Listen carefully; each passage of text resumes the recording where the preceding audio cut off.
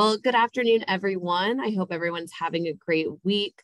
Thank you so much for joining us for our fifth session of NACo's Information Session Series for the American Rescue Plan State and Local Fiscal Recovery Fund. My name is Erin Hurley. I serve as the Deputy Director of Government Affairs, and today I'm joined by Adam Pugh, who serves as our Associate Legislative Director for our Environment, Energy, and Land Use portfolio, as well as our Agriculture and Rural Affairs portfolio. So for today's information session series on the U.S. Department of Treasury's final rule for the ARP State and Local Fiscal Recovery Fund, I will just provide an overview of some of the key highlights of the final rule, and then Adam will really dig into the details of specifically the water and sewer infrastructure section within the final rule. And then at the end, of course, we will also take questions from all of you that are joining us today. So first and foremost, let's kind of review what some of the major highlights of the final rule are. The U.S. Department of Treasury released their final rule last month on January 6th. Until that date, counties had been operating under Treasury's interim final rule, which was released on May 10th of 2021. So on the screen here, you will see some of the key highlights that we pulled out of the final rule that are notable to county governments. So first and foremost is actually when the final rule becomes effective. The final rule does not actually go into effect until April 1st of 2022. So it's not immediate. However, counties do have the option to take advantage of the new flexibilities under the final rule immediately. If you rather not opt into the final rule immediately, you can continue operating under the interim final rule, but just until April 1st, when that April 1st date does hit, the final rule will be the law of the land. The second key highlight, and probably one of the most notable highlights in the final rule, is that now counties can allocate up to $10 million of their ARP allocation towards lost revenue, and then use that funding for the provision of government services. And you actually will not, if you choose to opt in for this $10 million standard allowance, which is what Treasury refers to it as, you will not actually need to use the revenue loss formula that Treasury has created. Also, in regards to revenue loss, if your county plans to continuing to just calculate your revenue loss with that Treasury formula, there were improvements made to that formula. For example, you can now include liquor store sales revenue as well as utility revenue in the calculation now. Treasury also updated the default revenue growth as well too. Then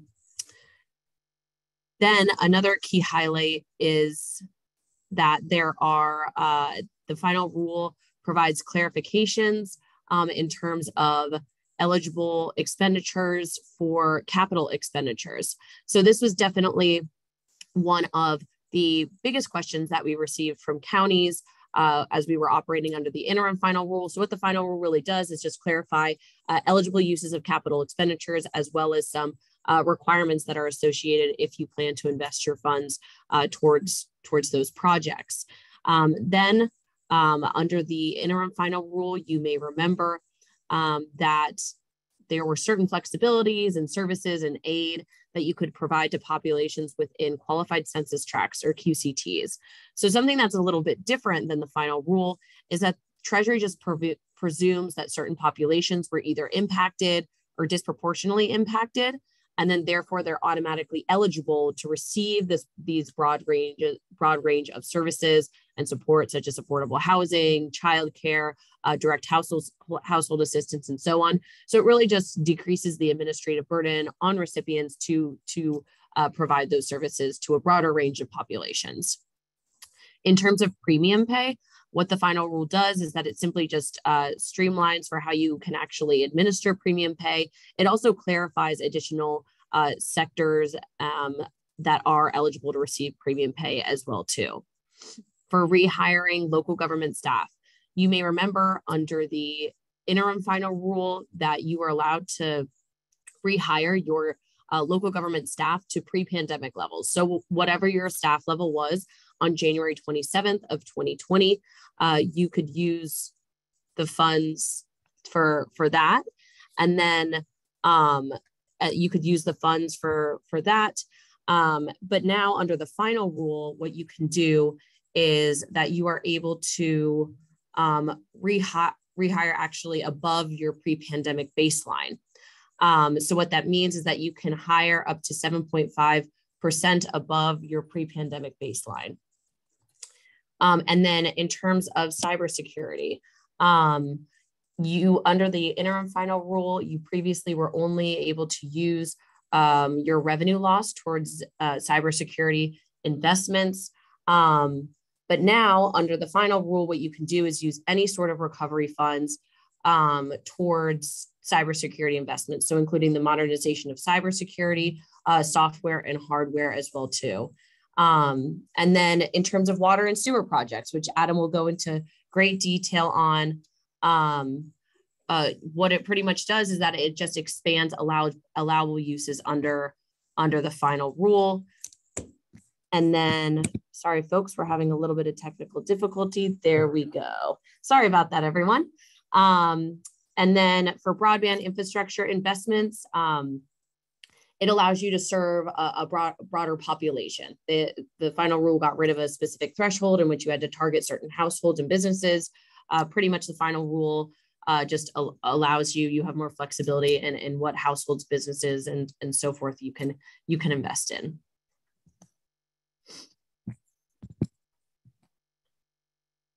So this slide here, I won't spend too much time on. This is just kind of more of a reminder. Many of you joining today likely submitted your first project and expenditures report, which was due at the end of last month on January 31st. But others of you that are joining today, your first project and expenditures report will be due on April 30th of 2022. So again, that's going to cover how you have either obligated or spent your dollars from March 3rd of 2021 all the way until December 31st of 2021. And then in terms of, this is just a quick refresher, in terms of how you can actually invest those recovery funds, there are 6 different categories. So of course, supporting the public health response, addressing any sort of negative economic impacts, of course, replacing lost revenue, providing premium pay to essential workers performing essential work, investing in water and sewer infrastructure, again, which we will focus on very heavily today, and then broadband infrastructure. Then in terms of actually decoding the guidance, and why this is important is because in the water and sewers section, specifically within the final rule, these words are used a lot. So that's why it's pretty significant. So you will see throughout the final rule a lot of shoulds and musts. You should associate those with mandatory reporting, use, and compliance. So that is mandatory coming from the Department of Treasury. However, you will also see a lot of may and encourage. This will come out a lot in terms of Davis-Bacon Act requirements and so forth that we'll talk about. So a lot of may and encourage. This is not mandatory and it allows county discretion. And then proportional and reasonable. So however you are choosing to invest the dollars, you just need to make sure that it's proportional to the impact that was experienced by a household, business, population, and so forth. Now, before we go into the details of the water and sewer section, I just wanted to cover the revenue loss section because this is those section that we've received a lot of questions about.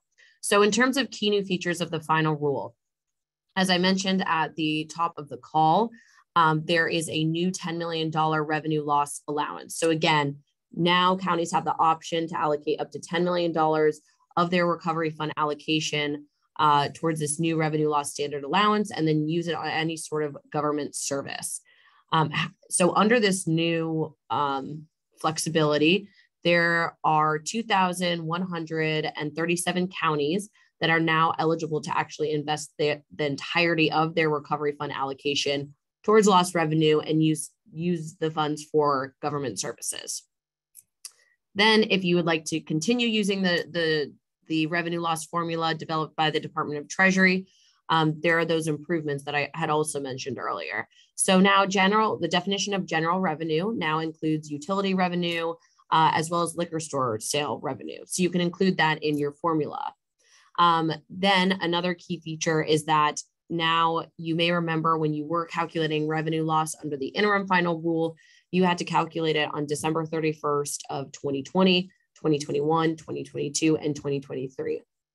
So understanding that local governments run on different budget cycles, Treasury is now allowing counties to choose to calculate their revenue loss on either a fiscal year or calendar year basis.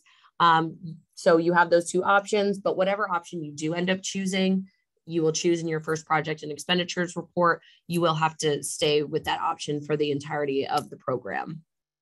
And then finally, the default growth rate, revenue loss growth rate that Treasury developed for the interim final rule, which was at 4.1%. So what you would be doing in terms of calculating revenue, the first step was looking back at the last 3 full fiscal years prior to the pandemic, calculating the average, your county's average revenue growth from those fiscal years.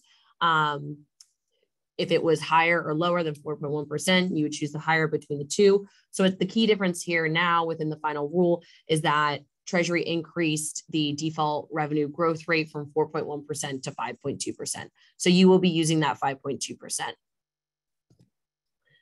So on this slide here, simply after you either decide to use the $10 million standard allowance or calculate your revenue loss with the Treasury formula, then you are able to use it on government services.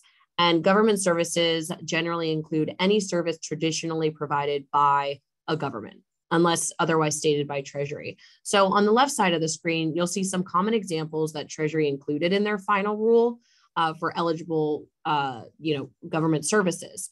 I do want to stress, though, however, that these are just examples. You are not limited to these, but as you can see, so it's construction of schools, hospitals, healthcare services, environmental remediation, purchasing of vehicles, including fire trucks, police vehicles, and so on.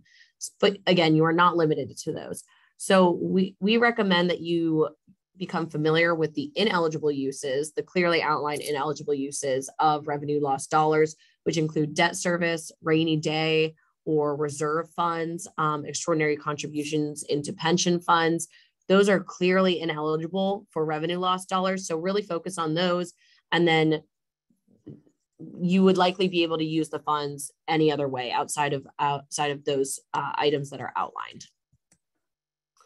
So just some of the key takeaways for the revenue loss section. So again, counties now have two options to calculate the revenue loss, using that $10 million standard allowance option or continuing to calculate your revenue loss. The second bullet here is in regards to actually reporting your revenue loss to the Treasury Department. So you may remember when you submitted your interim reports back on August 31st, or 60 days after you certified for the funds, that if you hadn't calculated your revenue loss, you were able to put a 0 in that field. You are allowed to update your revenue loss in your first project and expenditures report. Treasury has indicated that you are absolutely allowed to do that. So just be aware that you do have that option. And then finally, when you are declaring revenue loss, just be mindful that these funds are still subject to Treasury's compliance and reporting requirements, as well as the federal uniform guidance as well.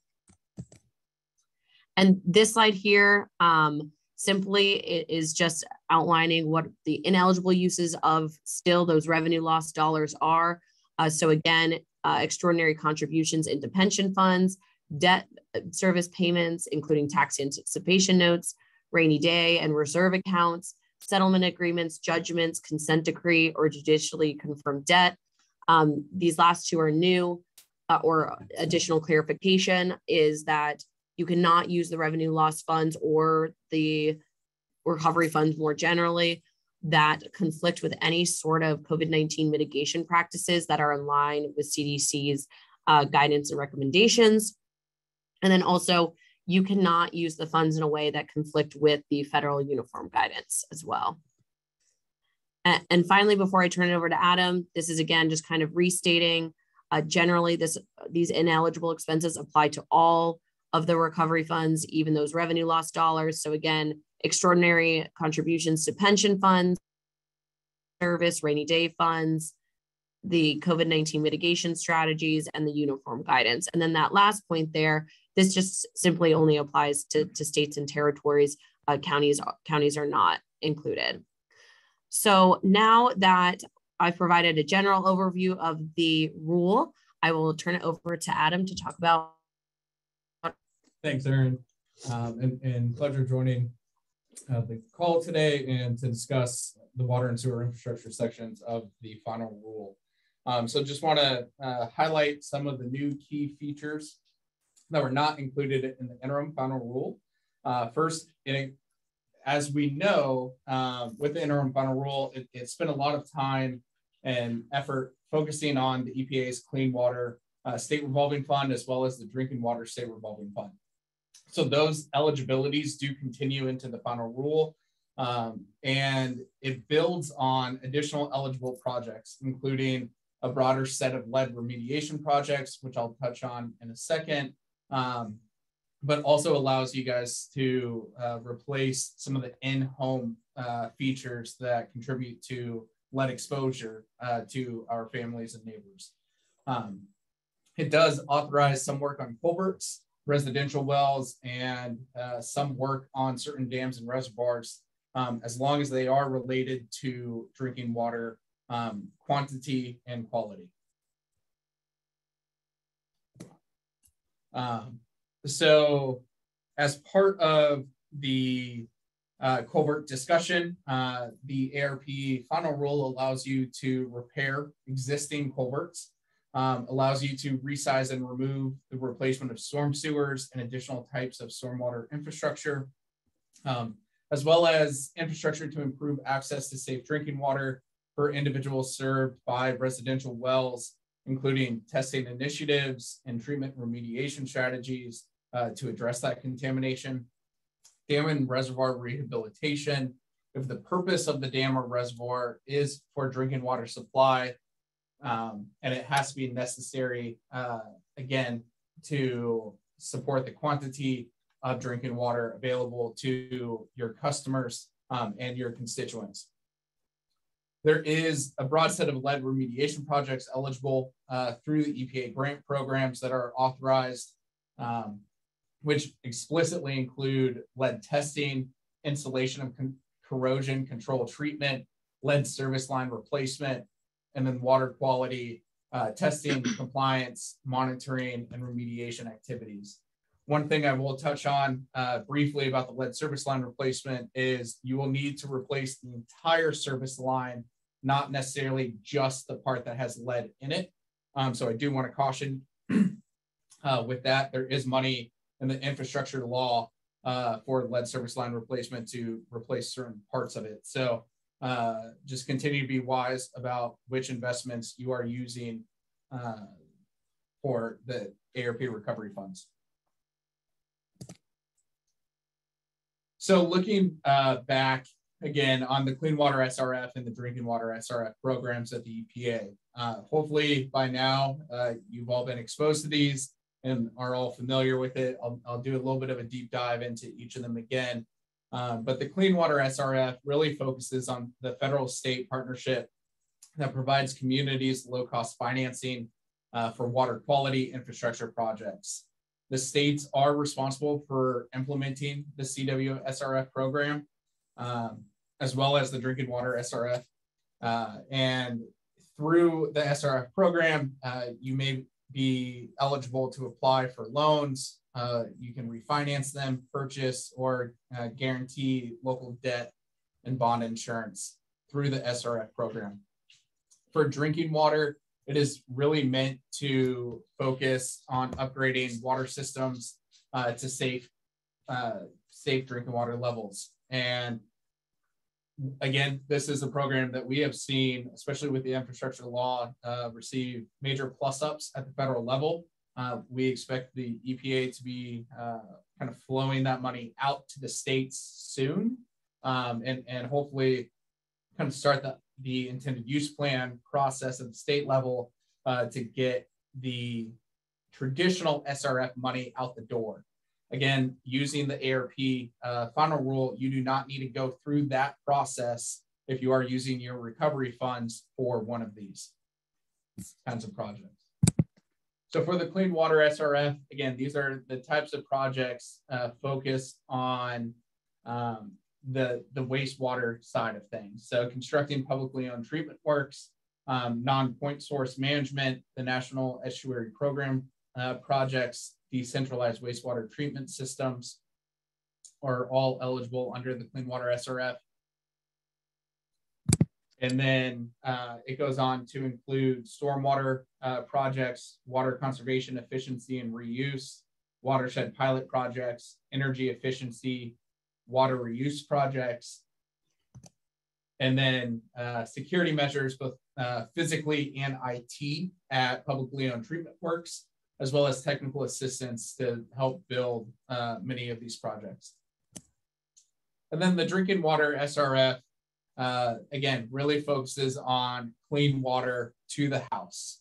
So it is focusing on water treatment, the transmission and distribution of water, the source, and then storage of water through storage tanks, and then possible consolidation and interconnecting two or more water systems. And that is something that I've heard counties using their ARP money on.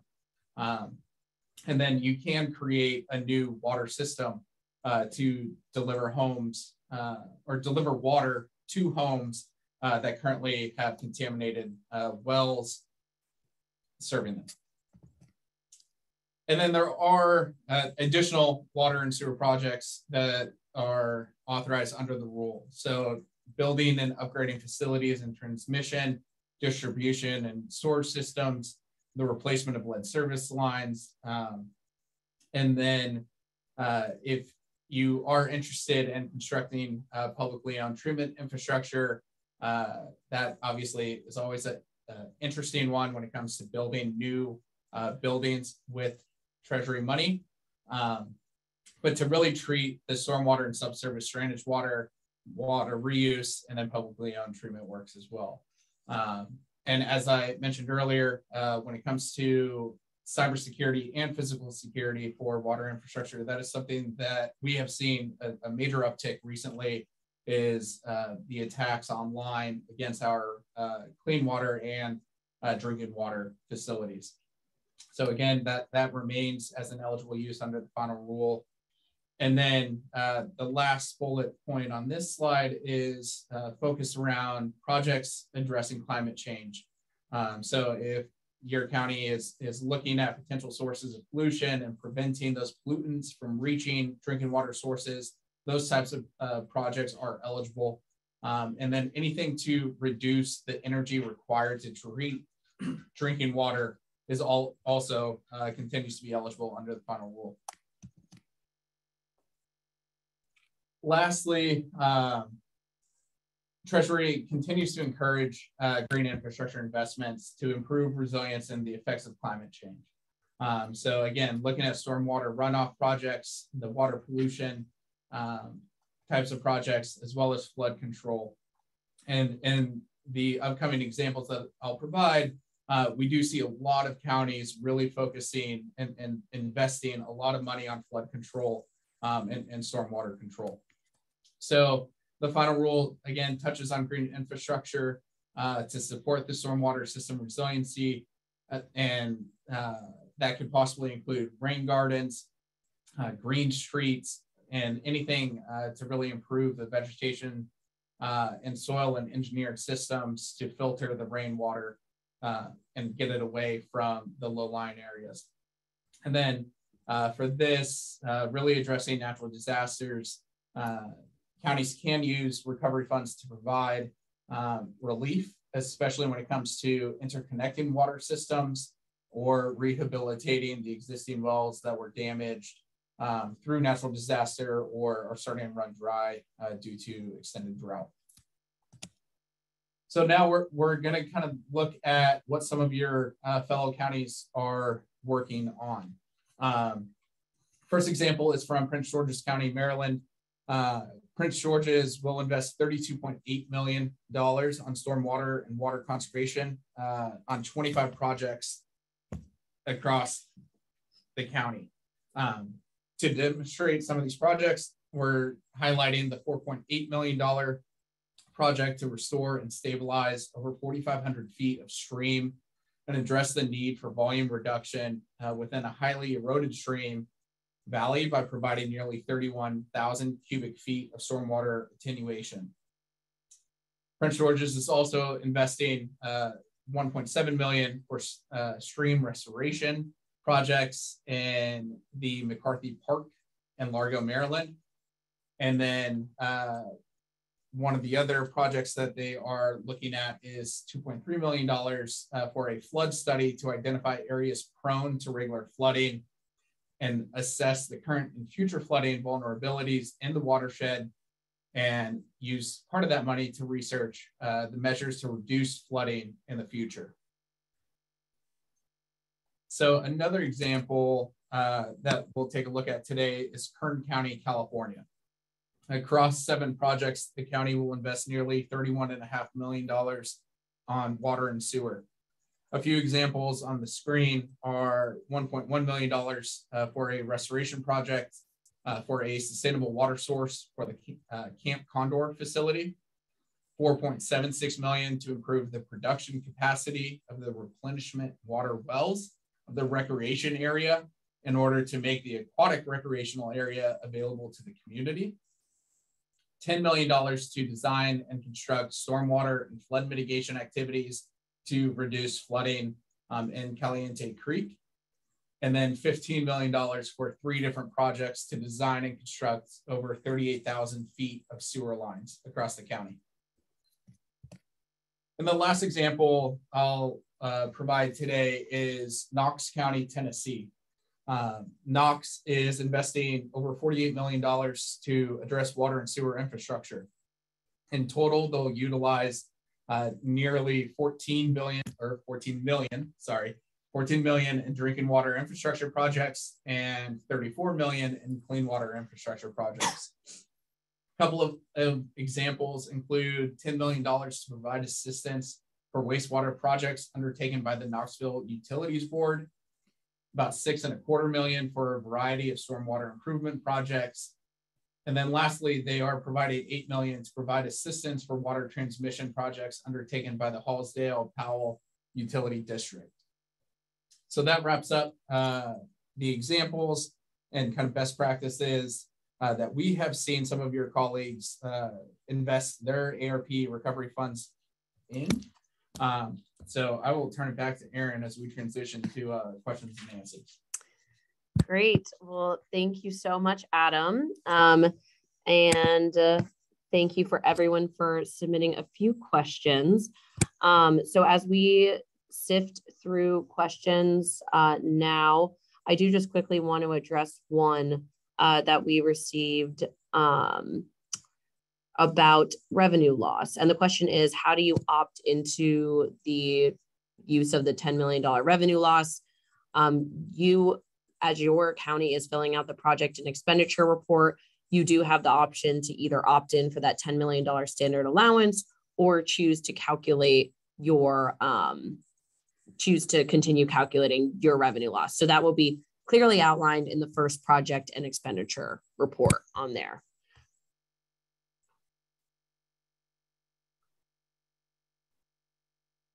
And the questions about culverts, it is primarily focused on maintenance of existing culverts. So you would be able to invest ARP money. When it comes into kind of specific, I would ask you to send me an email so that we can kind of do a deep dive and talk about what exactly is happening in your county for the needs that are specific to you guys. So rather than make a super broad statement, but my understanding of the final rule is maintenance of the culverts should be eligible, even if that culvert is being used for irrigation. Great. Thank you, Adam. And then another question that we receive a fair amount, and we have one right here, is around Davis-Bacon Act requirements as well as NEPA, if you want to take that one. Yeah, so NEPA continues to be exempt under the final rule if you are only using Treasury funds to fund the entire project. So that is, I think, the biggest takeaway here. Davis-Bacon is one of those things that continues to be encouraged by the Department of Treasury. However, it is not mandatory under the final rule. It goes to the should, must, and is recommended touch points that Aaron alluded to earlier. So Davis-Bacon continues to be one of those things that we are tracking closely. However, it's not mandatory. Yeah, definitely. That is definitely very key. And just to reiterate, Adam did a great job at it. But again, if you are only using recovery funds for a project, only recovery funds, they are not subject to either NEPA or Davis-Bacon Act requirements. But if you are commingling with other federal funds that are subject to either of those, then you are required to follow those. Another question that we have received is in regards to a water and sewer project and road maintenance. So the question is, can a water and sewer project include road maintenance for roadways adjacent to a project? So I'm happy to jump in and take that one. It's in regards to, okay. So I was gonna say, go for it. If it's damage that's caused by an authorized project, it is then covered. But if you are building a new road, then that gets a little bit more tricky. Yeah. So this is definitely a very tricky question. So in terms of, and there are kind of a couple of different parts to it. So if you're talking about culvert repair, in the final rule, it specifically states that Treasury understands that like repair, replacement, or removal, of culverts may necessitate the repair or upgrades of roads. So that's specifically in regards to culvert repair. However, as Adam mentioned, if there is a specific water and sewer project that you are taking on that does not necessarily require the maintenance of a road or bridge per se, those costs would not be able to be covered by recovery funds. Because if you are charging the recovery funds to a specific water and sewer project, you are reporting on those, they can't be used for a road or road maintenance project.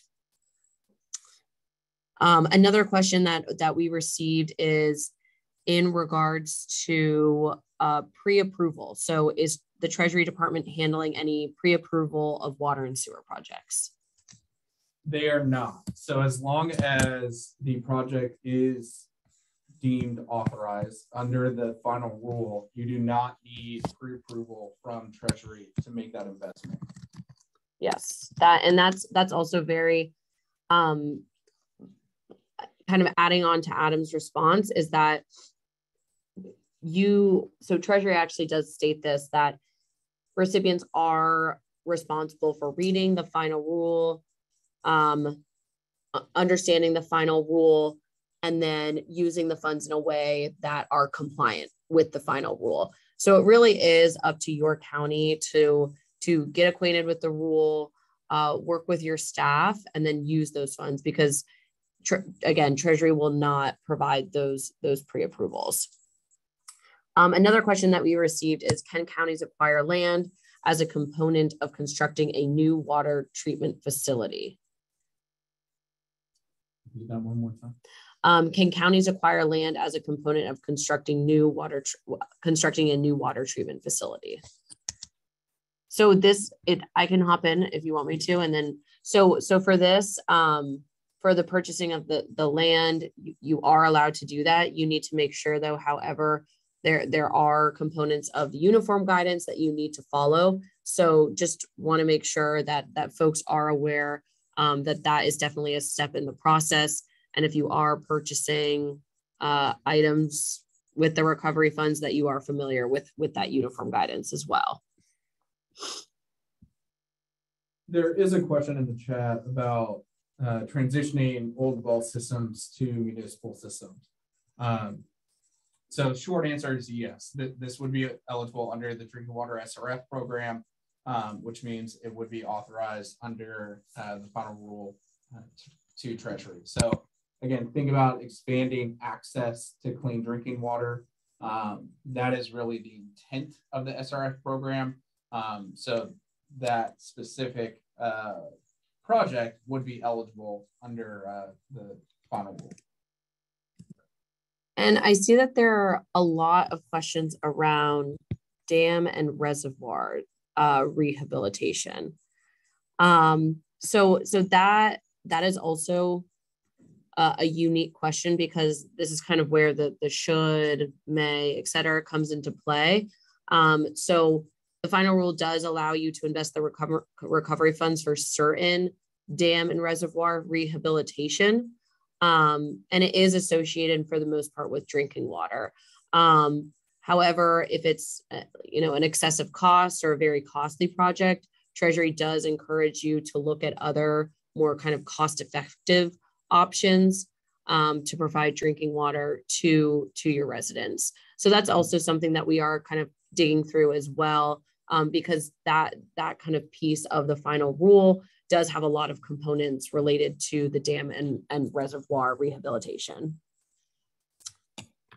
And there are a few kind of sections on dam removal projects, and as long as they are associated with a stream habitat restoration project, and the stream habitat restoration project is eligible under the Clean Water SRF, and I'm saying if it is eligible, then the dam removal may be eligible under the final rule. So that is definitely one of those ones that it would be nice to connect with your county directly if you are interested in the dam removal process, to really kind of learn more about why, what, where, how, and get the 5 questions and when.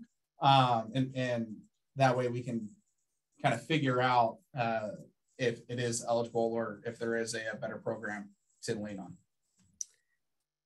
And then I'm reading another question in the chat from Robert Miller. And the question is that their county is planning to allocate some of their recovery funds to local municipalities for water infrastructure. The question is this a sub-recipient situation? What requirements does the county need to be aware of if this to ensure that the situation or the relationship is compliant? So I can jump in here, and Adam, feel free to add anything on. So the subrecipient relationship is very important. So if you actually are allocating dollars to, let's say, a municipality within your county, you should set up a subrecipient agreement, because ultimately, when you are passing down those dollars, you want to make sure that that subrecipient is complying with the Treasury's final rule, as well as the reporting requirements, the uniform guidance, and so on. Because ultimately, if the subrecipient does not spend those funds in compliance, then it is the county that's on the line, and on the line for the possibility of funds being recouped. So we are definitely recommending that there is some sort of subrecipient agreement that's set up. Treasury even recommends that as well.